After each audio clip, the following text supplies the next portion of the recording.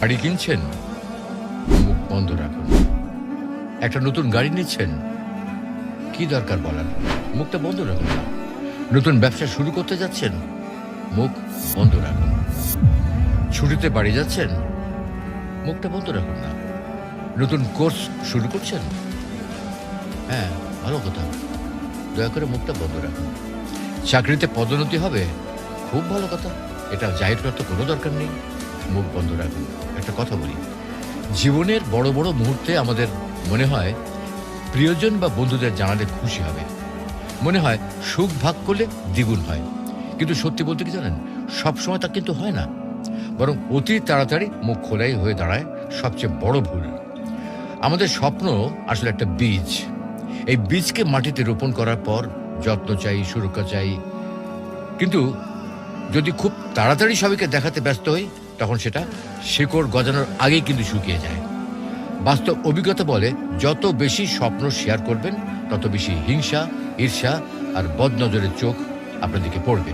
আর এটাই অনেক সময় আপনার সাফল্যের পথে অদৃশ্য দেয়াল হয়ে দাঁড়ায়।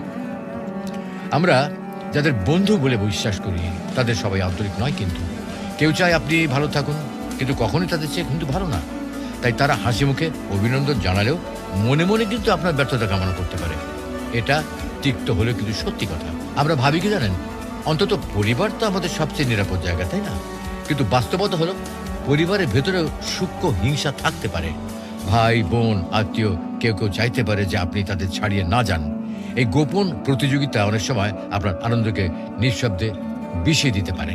অনেকে বলে বদল শুধু কুসংস্কার, কিন্তু অভিজ্ঞতা বলে অন্য কথা। মানুষ যখন আপনার উন্নতি দেখে ঈর্ষায় পড়ে, তখন সেই নেতিবাচক এনার্জি আপনার জীবনে প্রভাব ফেলতে পারে। সনাতন হিন্দু ধর্ম, ইসলাম ধর্ম ও অন্য প্রায় সব ধর্মেই বদনজরের উল্লেখ আছে। অর্থাৎ এটা কোনো কাল্পনিক ভয় নয়, নীরবতা দুর্বলতা নয়, বরং শক্তি। চুপ থাকা মানে ভেতরে ভেতরে প্রস্তুত হওয়া। একটা কথা চিন্তা করবেন, কৃষক যেমন বীজ রোপণের পর প্রতিদিন হাটে গিয়ে ঘোষণা করে না, তেমনি বুদ্ধিমান মানুষও নিজের স্বপ্ন গোপন রাখে। সময় এলে ফলাফল নিজেই কথা বলে, তখন আর কাউকে বোঝানোর প্রয়োজন হয় না।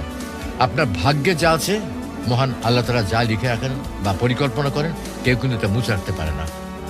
কিন্তু তাড়াহুড়ো করে বেশি মুখ খোলার কারণে আপনি নিজের জন্য অযথা বাধা তৈরি করতে পারেন। তাই বিশ্বাস রাখুন, ধৈর্য ধরুন, পরিশ্রম করুন এবং যতটা সম্ভব মুখটাকে বন্ধ রাখুন। মনে রাখবেন, স্বপ্নকে আগে ভাগে প্রকাশ করা মানে তাকে দুর্বল করে ফেলা। হিংসা, ঈর্ষা আর বদনজর সত্যি আপনার সাফল্যকে ধ্বংস করতে পারে।